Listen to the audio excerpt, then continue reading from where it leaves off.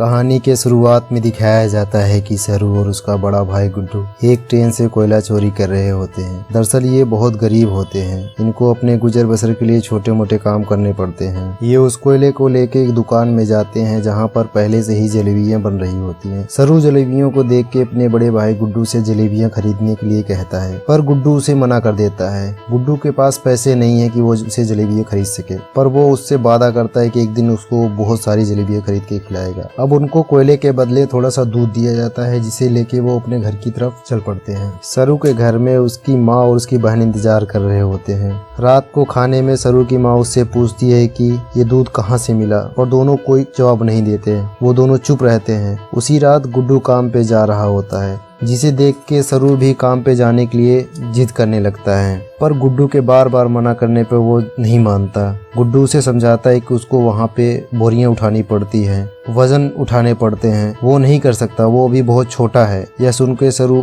अपने बड़े भाई के सामने कुर्सी उठाता है, साइकिल उठाता है। वो ये साबित करना चाहता है कि वो ये सब काम कर सकता है। उसके बार बार मना करने के बाद भी सरू नहीं मानता। बहुत जिद करने के बाद उसका बड़ा भाई गुड्डू उसे अपने साथ लेके जाता है। अब दोनों एक रेलवे स्टेशन पहुंचते हैं। दरअसल सरू एक रेलवे स्टेशन पे काम करता है। सरू अपने बड़े भाई गुड्डू की गोद में सो जाता है। गुड्डू के बार बार उठाने के बाद भी वो नहीं उठता। वो बहुत छोटा है, वो भी 5 साल का है। गुड्डू उसे एक बेंच पर लिटा देता है और सरू से कहता है, कल सुबह जब मैं काम से लौटूंगा तब तुम यहीं रहना। जाने से पहले सरू अपने बड़े भाई गुड्डू से कहता है, जब वो लौटेगा तो जलेबी लेकर जरूर आएगा। उसका बड़ा भाई कहता है, ठीक है, मैं जब लौटूंगा तो बहुत सारी जलेबियाँ लेके आऊंगा। इसके बाद गुड्डू काम पे चला जाता है। कुछ देर के बाद सरू जब उठता है तो उसे स्टेशन पे कोई नहीं दिखाई देता है। सरू प्लेटफॉर्म पर खड़ी एक ट्रेन में जाके बैठ जाता है। कुछ ही देर बाद उसे गहरी नींद आ जाती है। सुबह जब सरू नींद से उठता है तो वो देखता है कि ट्रेन चल रही होती है। सरू ये देख के बहुत घबरा जाता है, वो परेशान हो जाता है। वो ट्रेन में चारों तरफ भागता है और अपने बड़े भाई गुड्डू को जोर जोर से आवाज देता है। साथ ही वो दरवाजों को खोलने की कोशिश करता है, पर दरवाजे पूरी तरह से लॉक्ड होते हैं। ट्रेन के कई बार स्टेशन पर रुकने के बाद भी वह नहीं उतर पाता। ट्रेन की पूरी बैगेज खाली होती है, वहाँ पर कोई नहीं होता है सिवाय सरू के।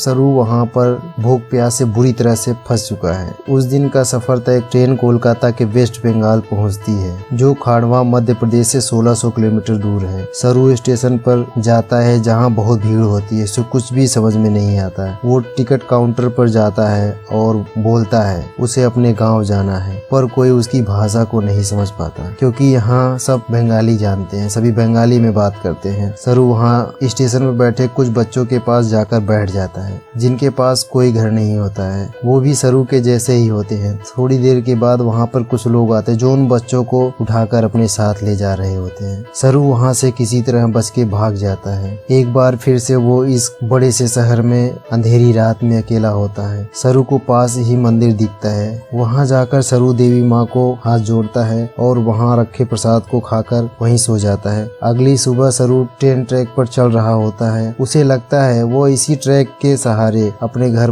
पहुंच सकता है। तभी वहां एक औरत आती है जिसका नाम नूरी होता है। वो सरू से पूछती है, तुम्हारा घर कहाँ है? सरू बोलता है, गणेश तलाई। ये मध्य प्रदेश का इतना छोटा सा गांव होता है जिसके बारे में किसी को कुछ भी नहीं पता होता है। नूर सरू को अपने घर ले जाती है, नहलाती है, कपड़े पहनाती है और खाना खिलाती है, और कहती है, कल सुबह तुम्हारे पास एक व्यक्ति आएगा जो तुमको तुम्हारी माँ के पास ले जाएगा। अगली सुबह वहाँ पर रामा नाम के एक आदमी आता है, जो सरू को देखकर नूर से कहता है, तुमने बहुत अच्छा काम किया है, उन्हें ऐसे लड़के की तलाश थी। सरू को दोनों पर शक हो जाता है और वो वहाँ से भाग जाता है। सरू कई दिनों तक हावड़ा ब्रिज के आसपास रहता है। उसे अपने मम्मी की बहुत याद आती है। वो अपनी मम्मी को बहुत प्यार करता है। इसी तरीके से कई महीने बीत जाते हैं। एक सुबह जब बारिश हो रही होती है, सरू एक कैफे के बाहर बैठा होता है। कैफे के अंदर एक लड़का कॉफी पी रहा होता है, जिसे देख सरू उसकी नकल करता है। वो लड़का बाहर आता है और सरू को कुछ खाने के लिए देता है और उसे पुलिस स्टेशन ले जाता है। लड़का पुलिस को बताता है कि सरू को बंगला बोलना नहीं आता, यह सिर्फ हिंदी में बात कर सकता है। जब मैंने उससे पूछा कि वो कहाँ से है तो उसने बताया कि गणेश तलाई से है। इस जगह के बारे में किसी को कुछ भी नहीं पता होता है, क्योंकि यह मध्य प्रदेश के खांडवा जिले का बहुत छोटा सा गाँव होता है। होता है। लड़का सरू से उसकी मम्मी का नाम पूछता है। सरू अपनी मम्मी का नाम मम्मी बताता है। सरू को अपनी मम्मी का नाम भी नहीं पता होता है। बहुत कोशिश के बाद पुलिस उसके गांव का पता नहीं लगा पाती और उसको एक अनाथ आश्रम में भेज दिया जाता है। सरू वहां 3 महीने बिताता है। वहां सरू से एक लेडी मिलने आती है जिसका नाम मिस सूद होता है। मिस सूद सरू को बताती है कि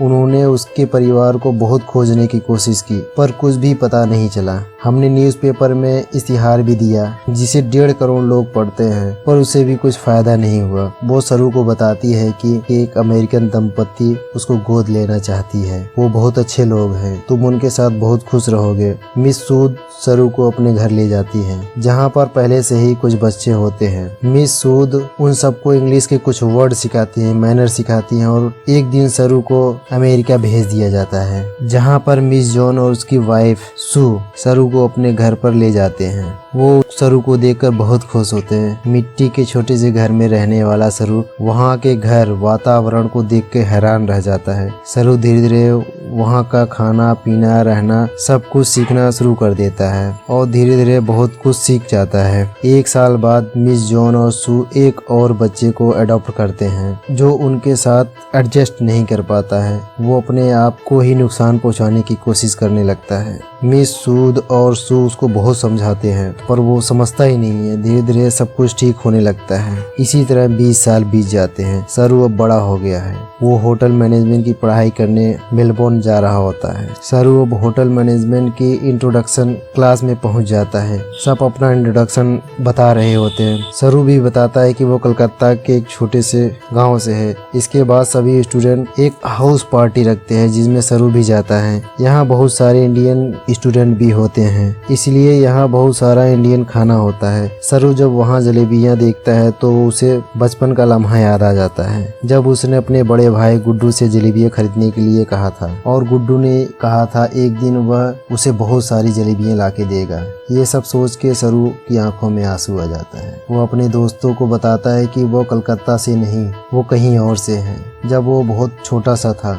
वह गलती से किसी ट्रेन में बैठकर सो गया था। जब उसकी आंख खुली तो ट्रेन चल रही होती है और वो कलकत्ता पहुंच जाता है। इनमें से एक लड़के ने सरू से पूछा वह ट्रेन में कितने दिन तक था। सरू ने बताया 2 से 3 दिन तक। उसने उसके गांव का नाम पूछा। सरू ने बताया गणेश तलई। इनमें से एक लड़का सरू को बताता है कि अगर हम कलकत्ता से ट्रेन की स्पीड और ट्रेन के टाइम को कैलकुलेट करें तो तुम्हारे गाँव के रेलवे स्टेशन तक पहुँच सकते हैं। तभी उनमें से एक लड़की उनको गूगल अर्थ के बारे में बताती है। उसने बताया कि तुम उसके सहारे इस दुनिया की किसी भी जगह को ढूंढ सकते हो पर सरू इस बारे में बात करने से मना कर देता है। इसके बाद वो पार्टी से निकल जाता है। सरू के साथ एक लड़की भी होती है जिसका नाम सूरी होता है। दोनों एक दूसरे से बहुत प्यार करते। अगली सुबह जब सरू उठता है तो उसको अपने माँ की अपने गांव की बहुत याद आती है। वह गूगल अर्थ पे कलकत्ता से अपने गांव को ढूंढने की हर संभव कोशिश करता है पर उसकी सारी कोशिश पूरी तरह से बेकार हो जाती है। इसी तरह से 3 साल बीत जाते हैं। इधर सरू और सूरी का रिश्ता और भी गहरा हो जाता है। वे एक दूसरे को बहुत प्यार करने लगते हैं पर सरू आज भी अपनी माँ और भाई से मिलने के लिए बहुत परेशान है। वह अपने गांव को ढूंढने में इतना व्यस्त हो जाता है कि वह सूरी को टाइम नहीं दे पाता और दोनों में दूरियां बढ़ जाती हैं। पर एक दिन वो दोनों एक दूसरे से फिर से मिलते हैं और एक हो जाते हैं। सूरी शुरू में बताती है कि उसे अपनी माँ से मिलना चाहिए, उन्हें तुम्हारी जरूरत है। सरू अपने माँ के पास जाता है। उनकी तबीयत खराब होती है। सरू को आज तक यही लगता था कि उसकी माँ ने उसे इसलिए अडॉप्ट किया था कि वो कभी माँ नहीं बन सकती। पर सरू को बताती है कि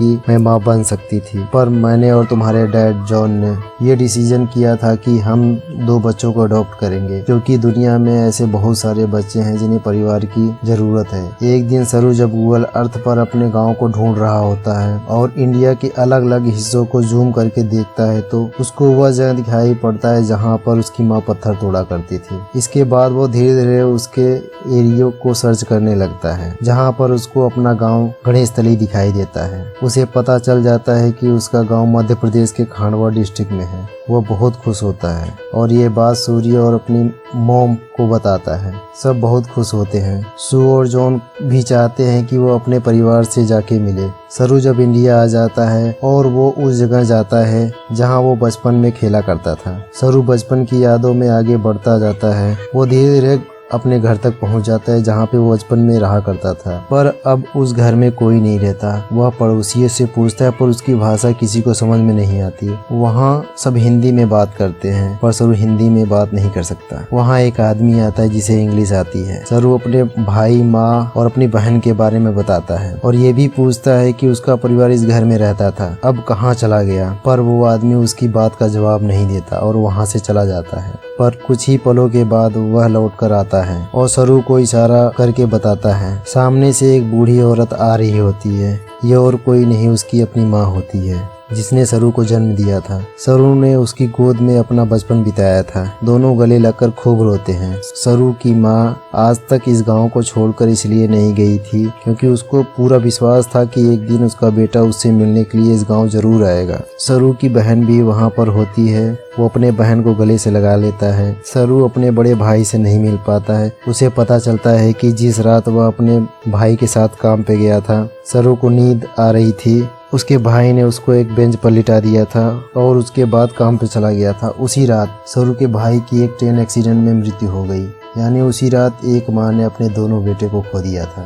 सरू अपनी मॉम और डैड को फोन करके बताता है कि मुझे मेरा परिवार मिल गया है, पर आज भी वो मेरे लिए वही है जो पहले थे। आप मेरे मॉम डैड हैं। इसके बाद सरू उन सभी जगहों पर जाता है जहां पर वो अपने भाई के साथ खेला करता था। यहाँ पर सरू को ये भी पता चलता है कि उसका नाम सरू नहीं शेरू है, जिसका मतलब होता है लायन। अंत में हमें कुछ रियल फुटेज दिखाया जाता है जिसमें सरू के मॉम डैड, जिसने सरू को अडॉप्ट किया था, इंडिया आते हैं और इंडिया में वो सरू की रियल माँ से मिलते हैं और उन्हें अपने गले से लगा लेते हैं। तो ये थी एक सच्ची कहानी सरू। ये फिल्म सन 2016 में रिलीज हुई थी। इसकी IMDb रेटिंग है 8। इस फिल्म का बजट था 12 मिलियन और इसने कमाई की थी 141 मिलियन की। धन्यवाद दोस्तों, अगर इस फिल्म की एक्सप्लेनेशन आपको अच्छी लगी हो तो चैनल को लाइक और सब्सक्राइब करना ना भूलें।